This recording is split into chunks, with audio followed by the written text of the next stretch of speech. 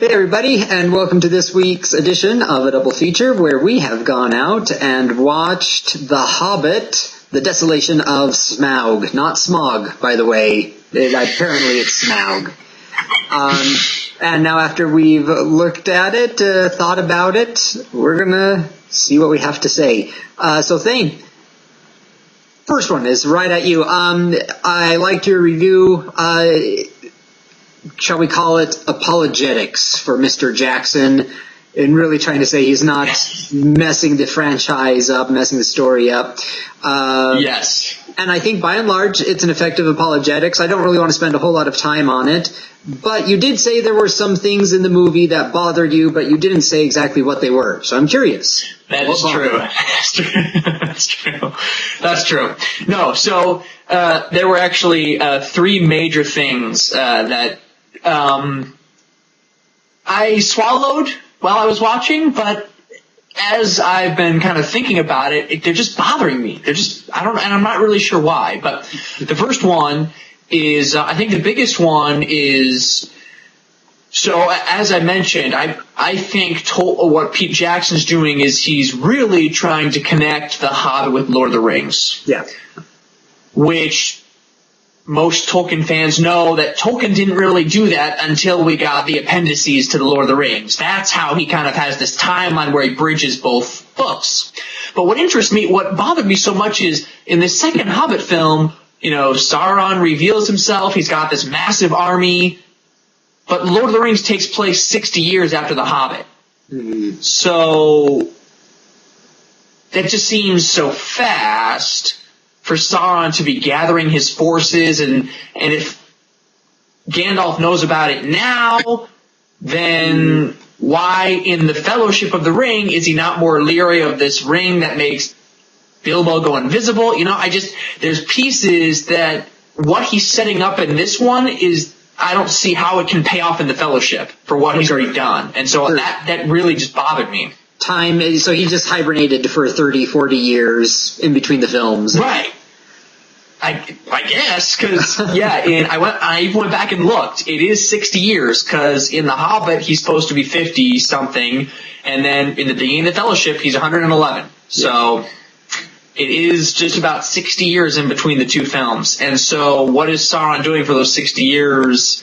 I would have assumed that's when he's kind of building his army, and he's rebuilding his fortress, but he's already doing it now, and I'm just confused by that. That just doesn't seem to make sense to me. But well, I guess his way out is but I don't know how he's going to do this. If somehow he doesn't have Bilbo reveal to Gandalf that he has the ring in the third film.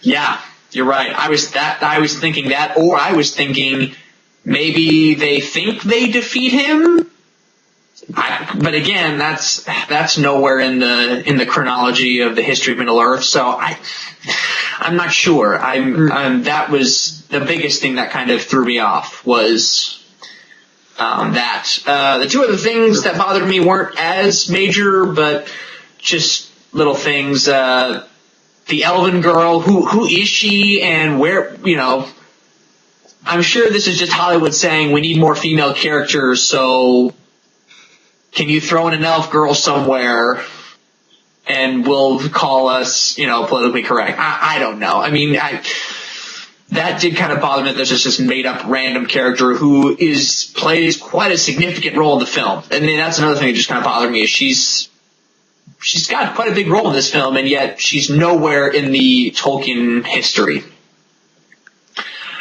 And the third thing that really bothered me, which you mentioned in your film, is why it's an elf and a dwarf batting eyes at each other.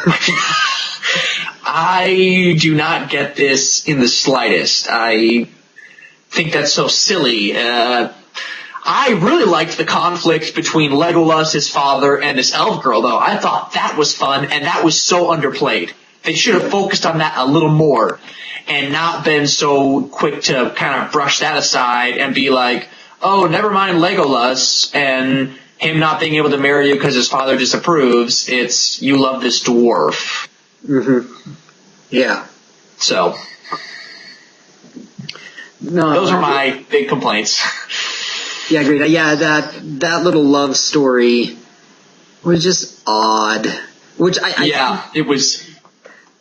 I don't even know why it's needed, but whatever. I loved your crane camera bit. I agree. I think it's kind of like I can compare it. This movie in particular, I feel like Jackson just kept repeating it, much as J.J. Abrams likes to do a sun flare. That's the comparison I was going to make. Is I felt like it was almost like, okay, like the first 2-3 times were cool and fun, but now it's the annoying sun flare that all J.J. Abrams fans hate. It's like, okay, J.J., can we stop the sun flares? We got it. You're really good at them. We got it.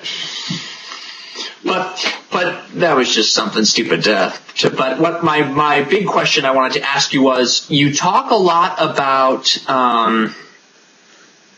well, not a lot about, but in your first point, you thought that this was very much a bridging film, kind of in between the first and the second, and that this was a cliffhanger. My question is, do you think that Jackson is suffering in his filmmaking because he sort of keeps teetering back and forth between character focus and now plot focus? And you had mentioned this in your review, and I know I certainly noticed it when I saw it, that you're right, this film has a lot more plot-driven elements than it does character elements, whereas I felt like it was way more character-driven in the first one. Oh, yeah. And so do you think, and we talked about this in the first one, but just from a tonal aspect and even from just a filmmaker's aspect, do you think maybe he's sort of treading in deep water and he's just kind of like, I need to add things here, and so I need to push all this off to the third film, so let's add some stuff here, let's slow it down, let's make the action sequences longer and bigger, and let's have the dragon chase the dwarves around Erebor for 30 minutes, and... Yeah. No, what I would say is, conceptually, he has thought of, and again, I'm just sort of going off of conjecture of what's going to happen. Conceptually, I think he thought of these 3 films as just one movie. And just one story, and it just follows the natural arc of the story. So it starts slow with character development, and then rising action, and then we climax, and then resolution. Okay. Because this movie ends within pages of the ending of The Hobbit. Right, yeah. I actually looked that up because I was curious. He's got, like, what, 3 chapters left? Like 3 or 4, I think. Yeah, and they're not really that, I don't want to say, but they're not that important of chapters. That's true. We kill the dragon, and that's pretty much it. Yeah, the dwarves reclaim their homeland, I go home. Right. So, because he's seen this as just one movie, and we kept hearing in production that we're going to make a movie. Oh, no, it's going to be 2 movies. Oh, no, it's going to be 3 movies. Because he just kept adding and adding and adding to this same basic structure until he's like, all right, we're just going to cut it here and here. Yeah. Because, I mean, all of the movies are filmed. Yeah. The next one, they're going to take a year in post-production. Yeah. Apparently. If they're not already done already. I mean, who knows? Maybe he's done already. I don't know. Yeah, and just sort of sitting there. Did you think the tone was okay this time? A little improvement this time for you? Yeah, it was better. Yeah. I agree. It was a lot better. Not as much humor as last time. No. Their humor was, again, sort of what Jackson does best. It was the darker humor. Yeah. Which led to my comment of, I'm watching a grisly Angry Birds. Yeah. So that was funny. But yeah, that's what it was. Just let's think of comical and new inventive ways of killing people. Yeah, no, it's true. But or orcs. Yeah, you're right. Oh, sorry. Go ahead. What I was going to say, Thorin didn't bother me as much this go around. Yeah. He still had his issues of Bilbo. Do you have the Arkenstone? Yes, I have it, but there's a dragon coming. Give it to me. Show it to me. I don't believe you. I'm like, oh, really? Yeah. I was impressed though that he didn't freak out when Gandalf left. That was a big improvement. But still, you're right. Thorin will be Thorin, I guess. Yeah. There was a little moment when they were at the rocks and Bilbo's like, he told us to wait for him here, and he's like, well, he's not here now, is he? Oh yeah, that's right. We're moving on. Yeah. Oh, and I just remembered he threw a sort of a temper tantrum when the sun went down and they couldn't find the keyhole, and they're like, well, that's it. We're done.